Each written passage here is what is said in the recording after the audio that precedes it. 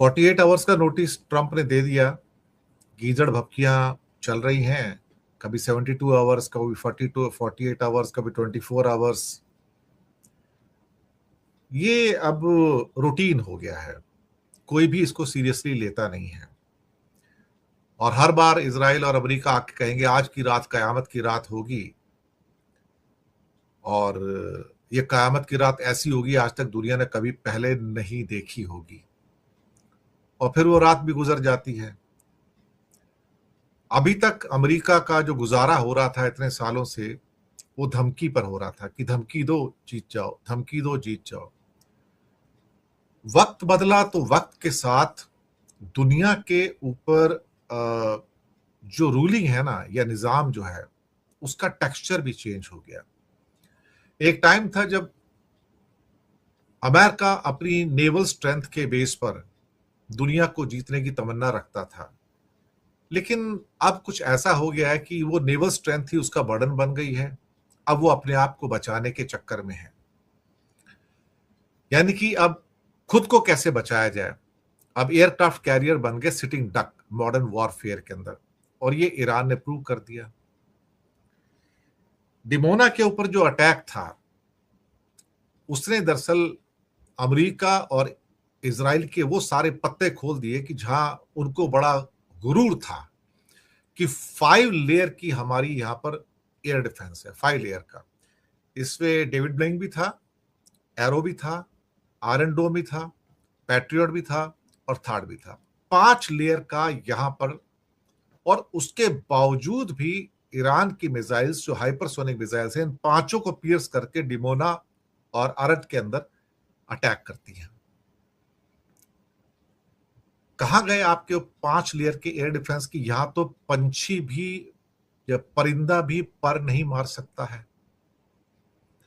बहुत सारे सवाल हैं। जंग से ज्यादा जो सवाल निकल रहे हैं उनके आंसर ढूंढने ज्यादा जरूरी है। 48 आवर नोटिस, कभी कभी मैं भी सोच रहा था कि ये 48 आवर नोटिस क्या इतना सीरियस हो सकता है क्या।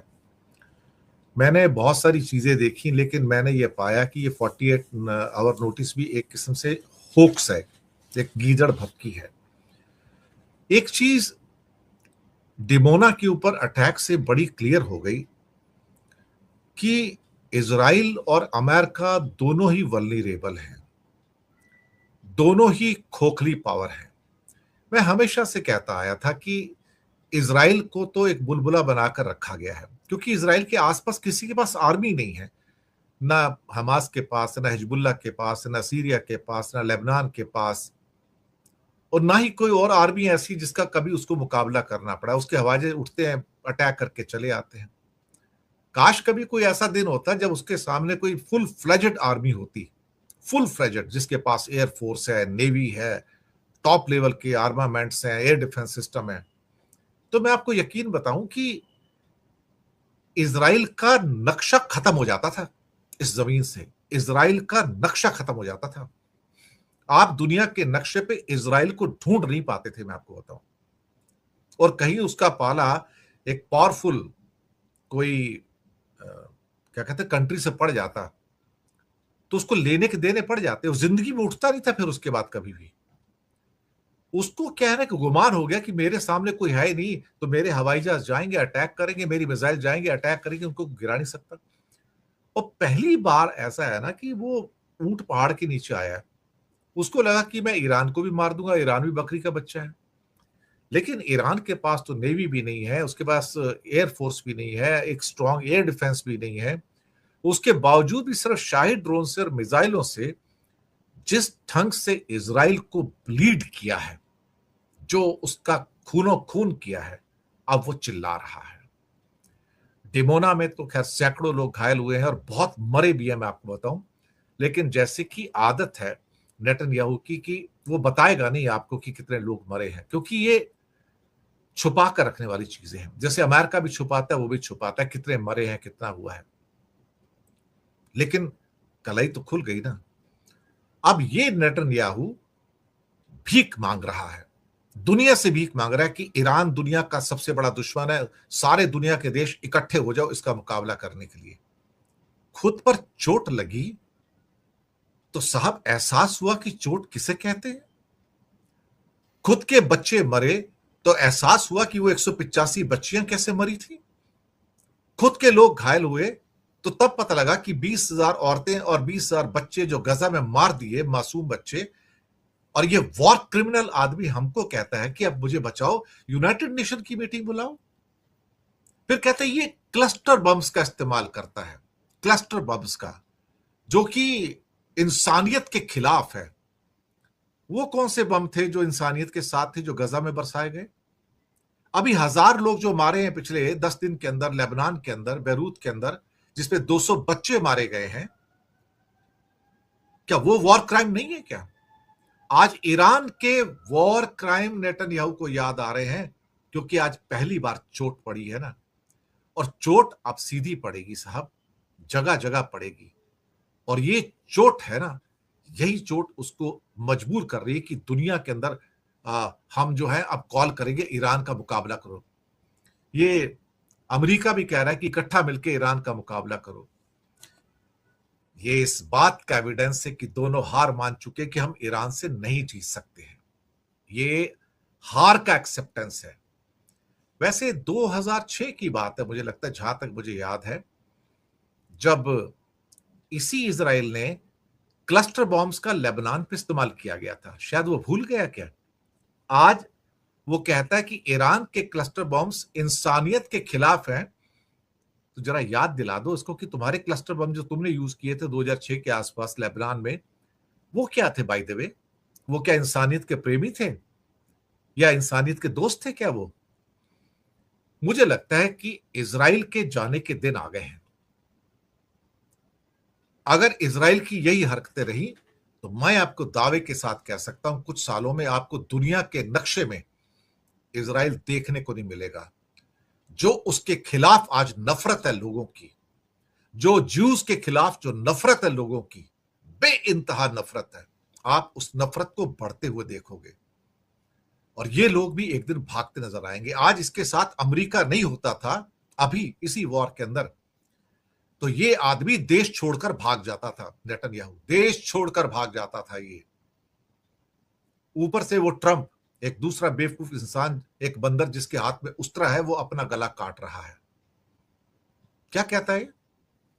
वो कहता है ट्रंप कि 48 आवर में तुम ये कर दो, सरेंडर कर दो, हॉर्मुज को खोल दो, वरना अंजाम देखो, वरना मैं तुम्हारे एनर्जी के सारे जितने सेंटर्स हैं, मैं तुम्हारे पावर सेंटर से बर्बाद कर दूंगा। तो ईरान ने तो पहले बोला है आपको 2 घंटे लगेंगे मुझे बर्बाद करने में, मैं पूरे गल्फ को आधे घंटे में बर्बाद कर दूंगा। ना वहां पर बिजली होगा ना पानी होगा, और मैं उनकी सभी लाइनें कट कर दूंगा। एक एक करके बोला उसने कि क्या क्या मैं कट करने जा रहा हूं, what I am going to cut. तुम्हारे वाटर के सैलिनेशन प्लांट्स हैं, मैं वो भी कट कर दूंगा। तुम्हारे पावर प्लांट्स हैं, वो भी मैं कट कर दूंगा। और साथ में जो तुम चाहते हो वो कट कर दूंगा, और तुम रोक नहीं पाओगे।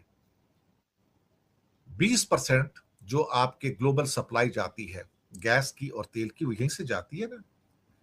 और यहां पर जो उसकी वल्नरेबिलिटी है वो क्या है गल्फ के अंदर?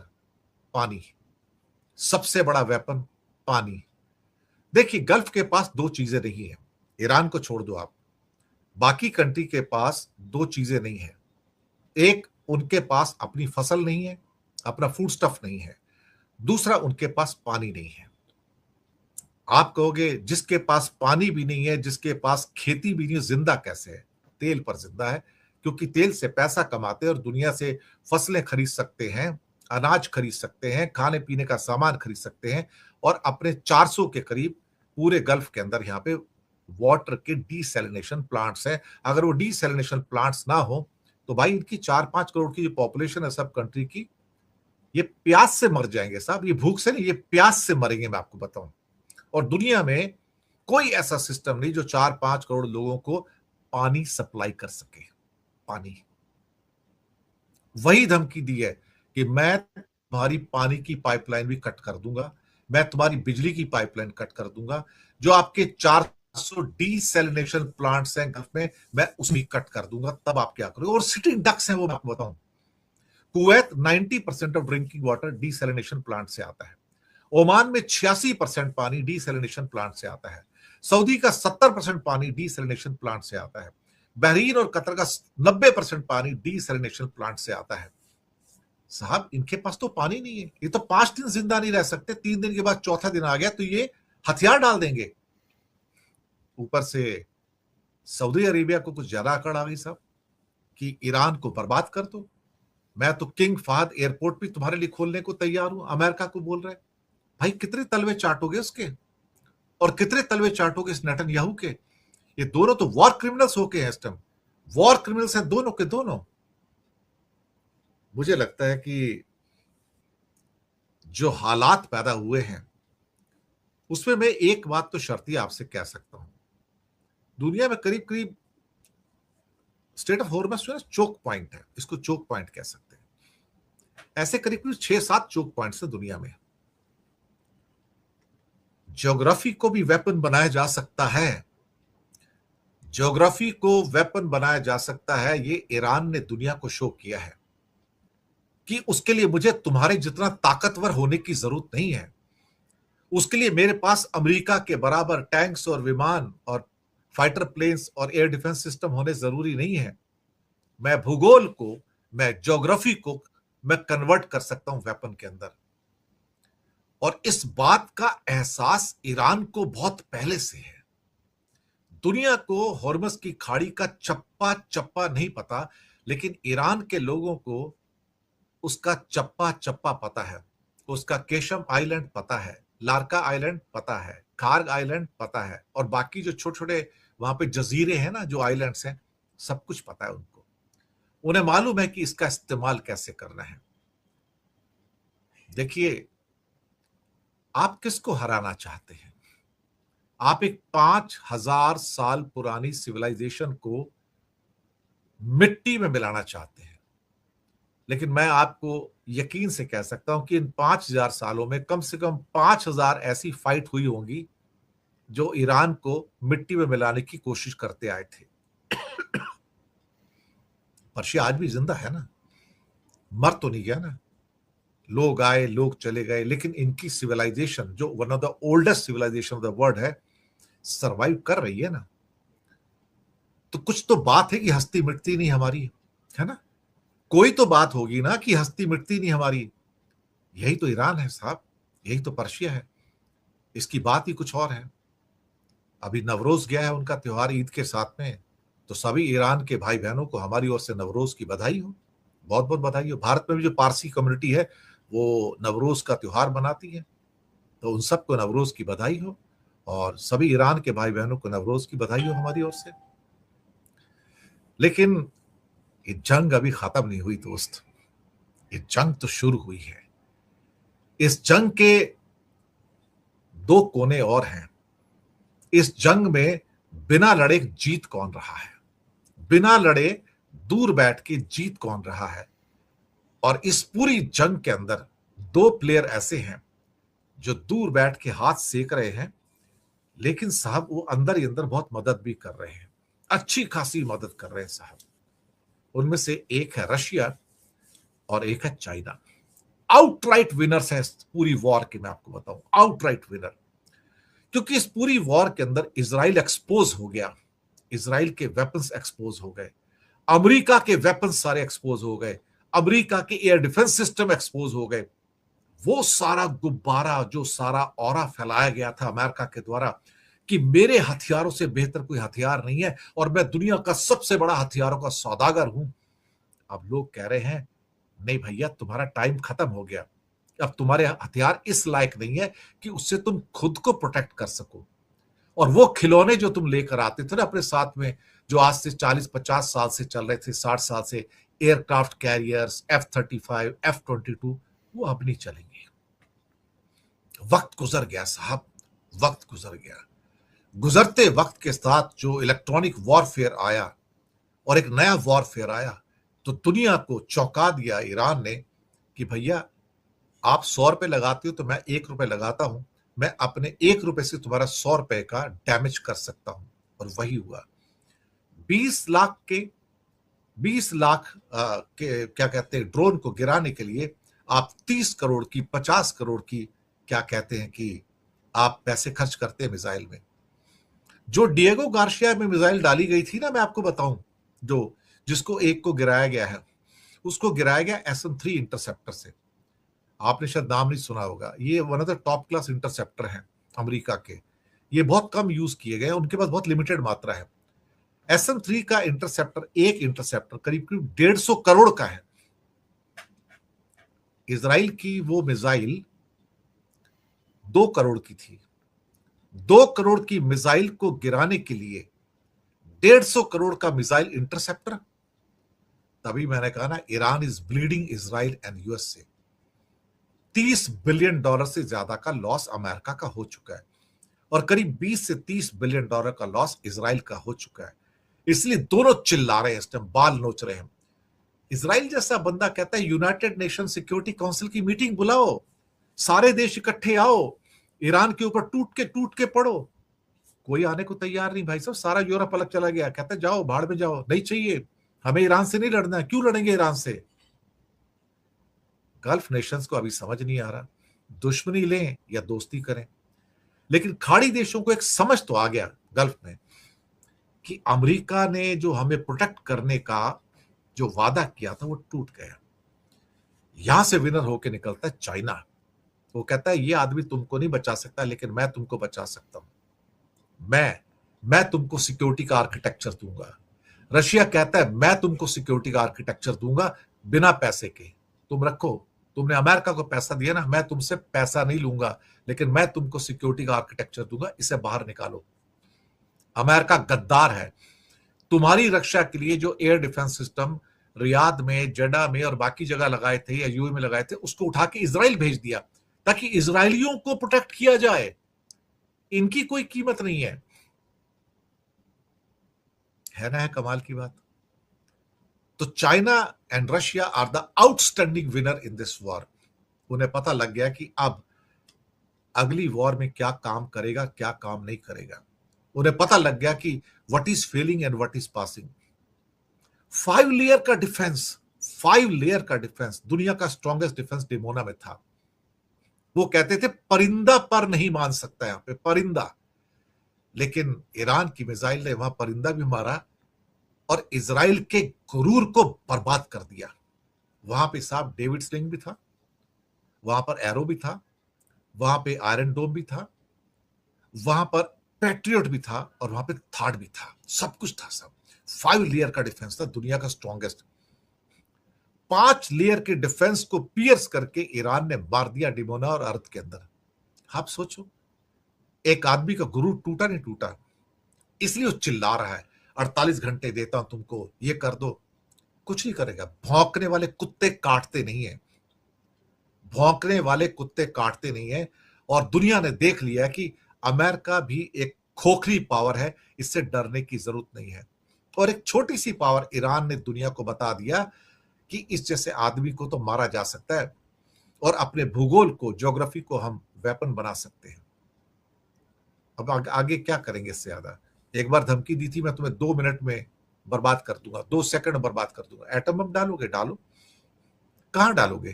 तेहरान पे डालोगे? कितने डालोगे? तेहरान को बर्बाद करने के लिए कम से कम 10 एटम बम चाहिए, एक में नहीं जाएगा, करोड़ों में पॉपुलेशन उसकी। कम से कम नहीं तो साहब 10 एटम बम चाहिए। और जिस दिन आपने 10 एटम बम डाल दिए, इसराइल तो बर्बाद होगा ही होगा, अमेरिका भी बर्बाद हो जाएगा इस दुनिया में।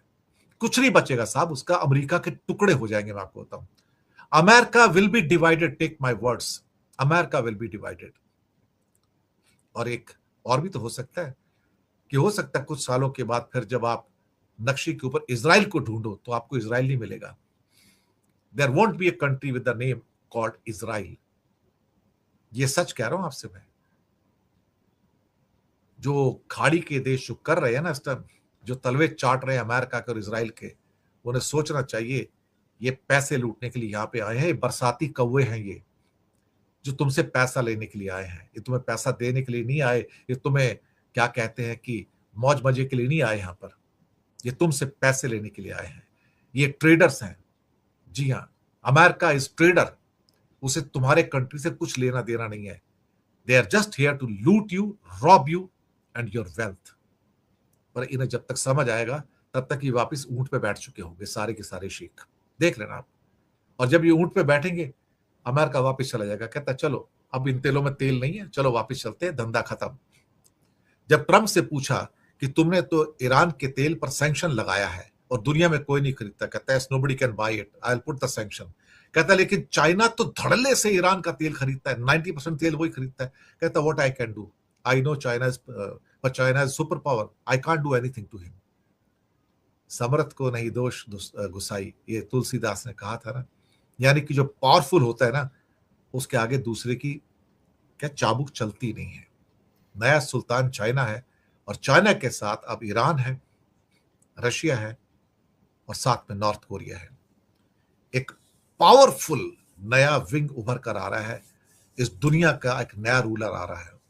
इसीलिए मोसाद परेशान है, सीआईए परेशान है, क्योंकि उनकी सल्तनत के दिन खत्म। ये थी आज की वीडियो। अगर आप भारतीय मीडिया का रिएक्शन देखना और सुनना चाहते हैं तो वी रिएक्शन चैनल को सब्सक्राइब करें और बेल आइकन को प्रेस करें ताकि नए आने वाले वीडियो आपको पता चल सके, और हमें टिकटॉक पर भी फॉलो करें।